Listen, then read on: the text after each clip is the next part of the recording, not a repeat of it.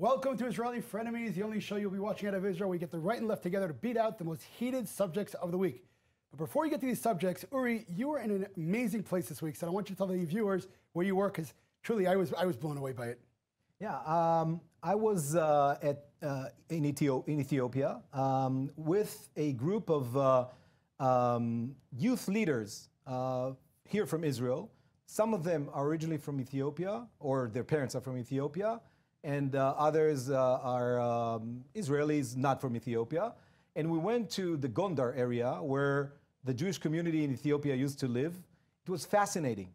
You know, the Ethiopian community, we sometimes regard them as being passive on their aliyah to Israel. They were very active.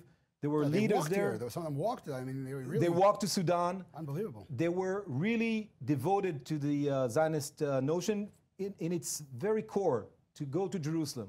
And it was very interesting, and really it was a passionate and thrilling moment. Amazing.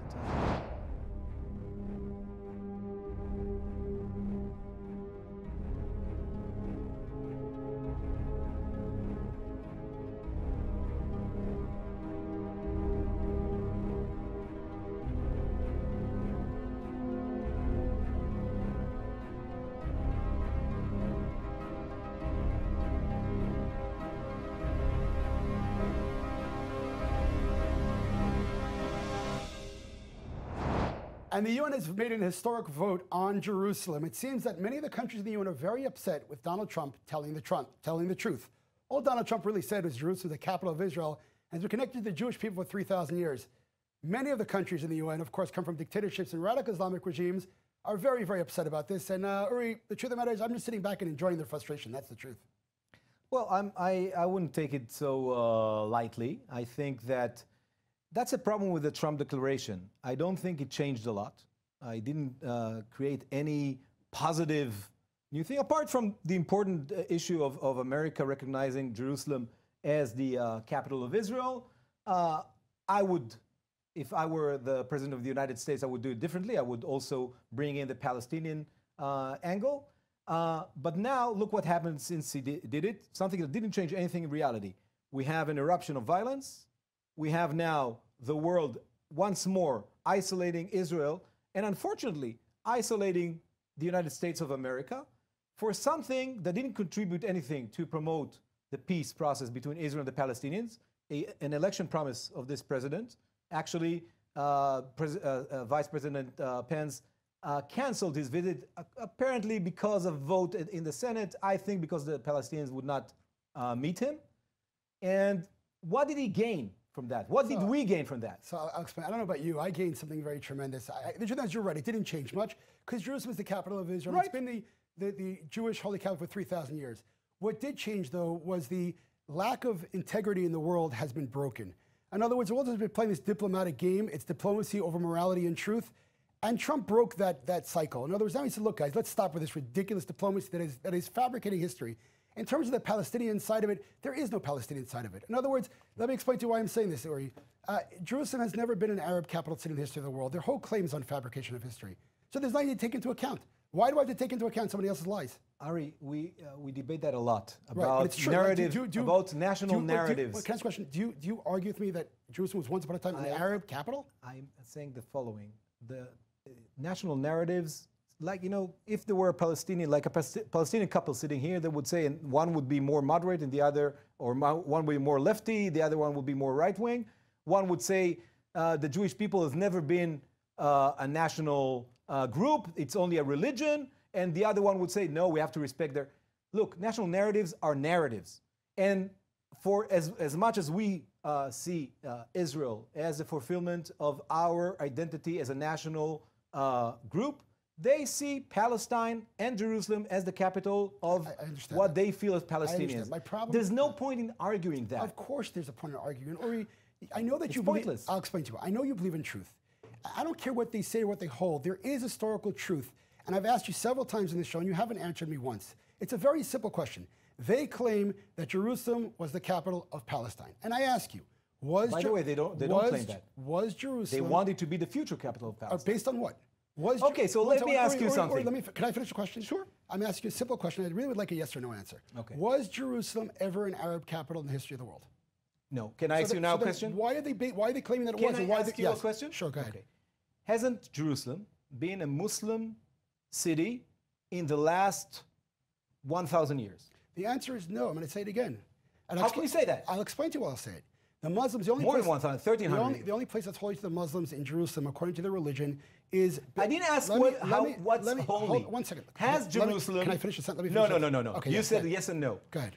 Since the Muslim takeover of Occupation, Jerusalem, occupation from whom? From the Christians who took it from Byzantines. the Jews. Okay. Okay. Yeah. Okay. And the Jews took it from the Persians and from the Greeks and whatever. There's the problem. You don't No, because that's historical fact. Okay. Okay. Since they took over from the Byzantine Empire, hasn't Jerusalem been a Muslim city up till the mid 20th century? And the answer again is no. How can you say that? Well, let me talk and I'll explain it. I'll explain it very simply. It has not been a Muslim city. It's been a city that's inhabited by Muslims and Arabs and Jews together. It has not been a Muslim city. Islam is a religion. Okay? So let me explain to you again. Oh, and Judaism is not. Judaism is one second. Judaism, hold on, Uri, Judaism, right? Uri, Judaism, Islam is a religion. Uri, let me finish that. Islam is a religion. Judaism is a religion. Right. I didn't doubt that. If you say hasn't Jerusalem been a Muslim city, that's on a religious base, and the answer is 100% no. But let me finish the sentence. But Judaism has become. Excuse me. Just the point. Uri, let me finish the answer. The only name that Muslims had for parts of Judaism that were holy were Beit al-Muqdas, which in Hebrew means Beit HaMikdash, the temple of the Jewish people. Never in the history of the world was Jerusalem a holy Muslim city. Okay, can I say something? Please go ahead. Judaism has been a religion, just a religion, not a national group, for 2,000 years. It still is a religion. Till the creation of the Zionist movement by Theodor Herzl. It wasn't. It was just a religion. For 2,000 years, we were one religion with no. There were, like today, there are American Jews, there are French Jews. They're still part of the religion. Right, and it hasn't been a capital. It was the religious aim of our prayers and thoughts for kingdom come. Correct. It wasn't a actual capital. Of course it was. King David, excuse me, you don't know history. King David moved from Hebron 7 years after he came to power, made Jerusalem his capital 3,000 years ago. You are denying Jewish history. You're talking about, I'm not denying Jewish history, but there was here also Halifs of the Muslims and all that. There was no Jewish national identity for 2,000.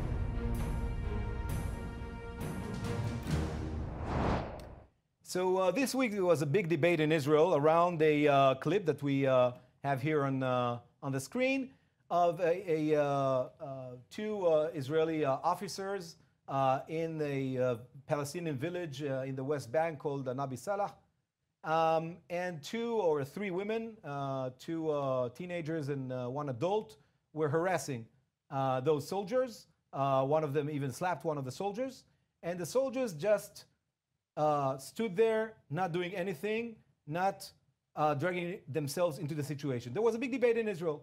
The right-wing leadership said, or not, some figures like Naftali Bennett and ינון Magal and others said they should have beat up those teenagers. They didn't say should have beat up the teenagers. They said they should have used the rifle's back part. Arrested them. One of them even said, I miss El Ozai. El Ozai is someone who shot ינון Magal, who shot the head of... Magal said he misses El Ozai? Yes, exactly. Okay, That's what he said. That out. Check it out. I even debated him on radio this week. Right ahead. And on the other hand, the Israeli Defense Forces commanders and most of the commentators and Israeli leadership said these soldiers should not have... They tried to provoke those soldiers. They tried to bring them into retaliation, which would bring photos and clips that would put Israel, and to my honest, humble opinion, would only show the problem of an army dominating a civilian population. But I do think that those soldiers, for the goal of saving Israel's image and preventing the provocation, behaved very smartly by not dragging themselves into the provocations of those kids. Okay, so number one, it was called assault. It's called assault. That's what it's called. You slap a soldier in the face. But anyway, I want to talk a little about what you said about the image of Israel in the pictures. And if anyone's wondering, or you're wondering, or why they would have those pictures, well, B'Tselem gives them the cameras.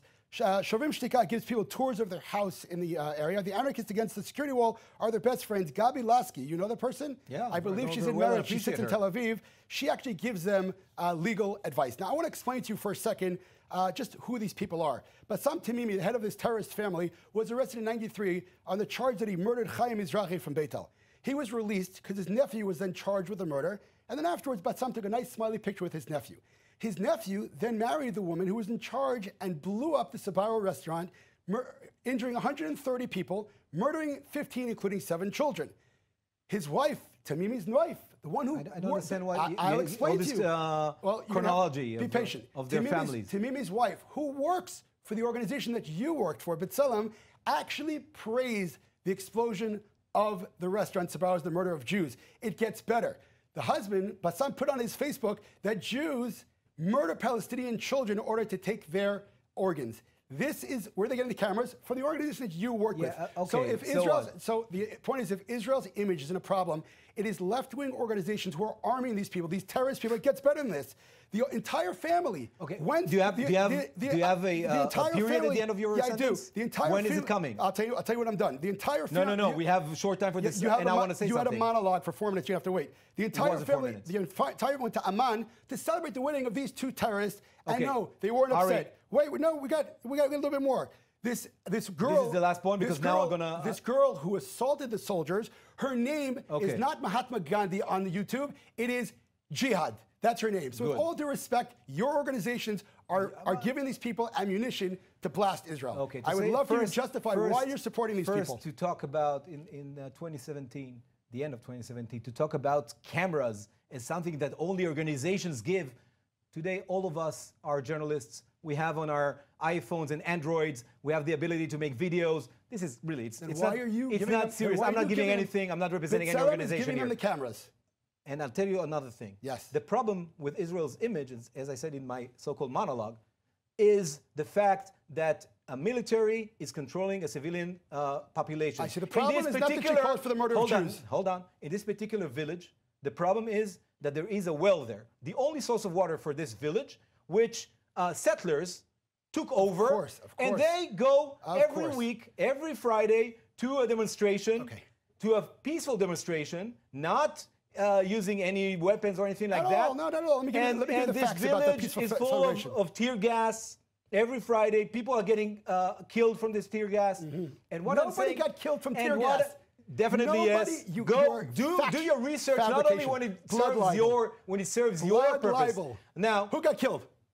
I don't know the name. You can look it up. All right, good. You can look it up. You can look it up. And what I'm saying is the following: it doesn't serve my purpose. My purpose would have been served, as you say, to hasten the end of the occupation, is for those soldiers to react violently, because that shows the ugly face of the occupation. These soldiers served the benefit of Israel very well. The fact that they didn't drag themselves into what those careless leaders like Naftali Bennett, like Inoon Magal, like those people who say they should have been beaten up or, God forbid, shot point blank, like Inoon Magal said, former member of Knesset, Inoon Magal said, he said that. He said, I miss Elor Azaria, and I debated him on radio on that. That's, from an Israeli, pure Israeli point of view, these soldiers are heroes by the fact that they didn't react to the provocation. And that's what's important here. That's lovely. You still didn't tell me why the left-wing organizations are supporting terrorists. They're not supporting terrorists. They're supporting the end of occupation. A family who puts an IDF soldier in an SS uniform. I'm sure that if I go to your family, there'll be Jewish terrorists there, because you live in an area where there are Jewish terrorists. That's called a blood libel. That's called a blood libel. Now, Bassam put on Facebook. I said that's an assumption. That's exactly a good assumption. A baseless assumption. Meanwhile, this week I watched TV and I saw how the kids from the hills, are they called, are doing the same things to Israeli soldiers. Did they arrest anyone? Jewish Israeli. arrest anyone? Nobody was Did you see arrested. who it was? Nobody was arrested. Did you see who it was? Nobody was arrested. Did you see and who I'm it was? sure Did you you would defend them. Did you see you who would it defend was? them because I they're don't part of defend your anyone. camp. Did you see who they were? What do you mean you see? Did you see who threw the rocks? Yeah. You did, huh? Yeah, they showed it. That's funny because they said their face was covered. What do you mean? Where? Where? What are you talking about? You're I'm talking about a about report of face covered.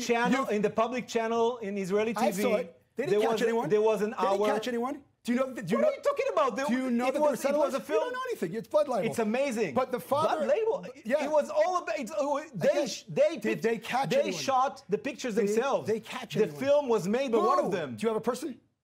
Do you have a No, face? go to the look. Nothing. Ari, Nothing. with all due respect, Nothing. with Nothing. all your, Nothing. I'm not a living Google. Okay, I can't You're Google not- from you're my not mind. anything. There's Just no Google facts. for that. Next time No when you facts. ask me questions, tell me in advance. Google this or Okay, that. so Google this, please. This was on national TV in Israel. They showed settlers, your brothers and there were sisters, settlers? shooting, How do you know there were throwing settlers? rocks. How do you know there were settlers? They said it was their film. It was No, done it by wasn't. them. No, it wasn't. Yes, it No, was. it was You're done talking by about something your else. cameras. It's amazing. Now, Fake news. okay, Fake good. news. You done? Fake news. You done? Now, fake news. Check Google. Fake news. Bassam says IDF soldier in SS Fake news. uniform shooting a boy Fake named news. Ahmed Menasra. You are Ahmed not Menasra dealing with killed- facts.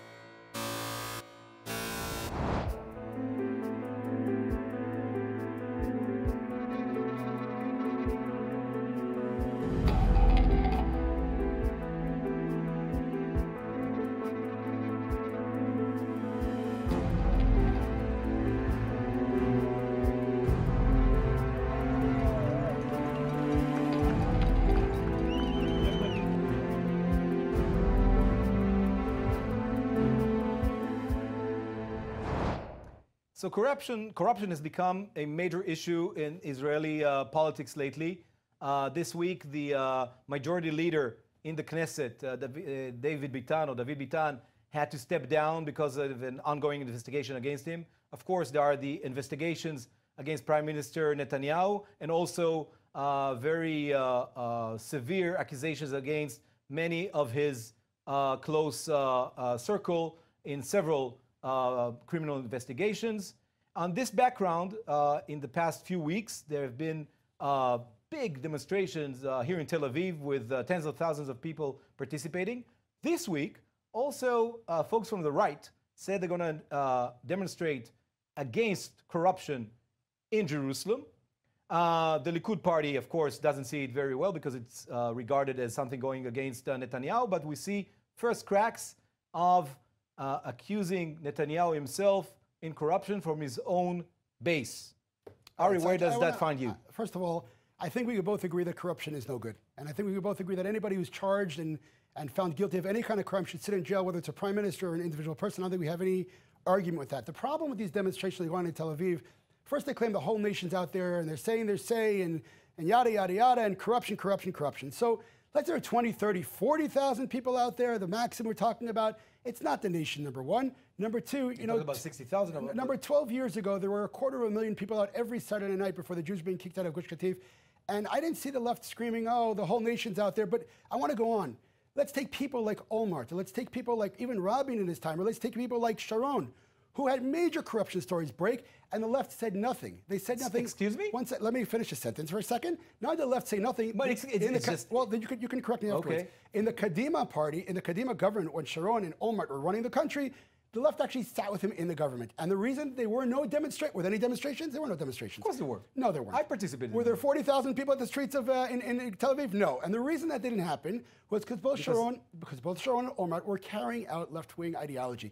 They were talking about, one second, they were talking about kicking Jews out of their homes, so there were no demonstrations. This is complete and total hypocrisy. So first of all, in both cases, there were definitely demonstrations. In the Olmert case, Olmert, before the police even recommended on indicting him, the left his coalition. No. And made him step down, and he ended up in jail. No. So yes. No. Netanyahu right now, let's just tell our viewers. Okay, in the same situation where Netanyahu is, we know there's an ongoing two investigations against Well, him. the other ones have been thrown out.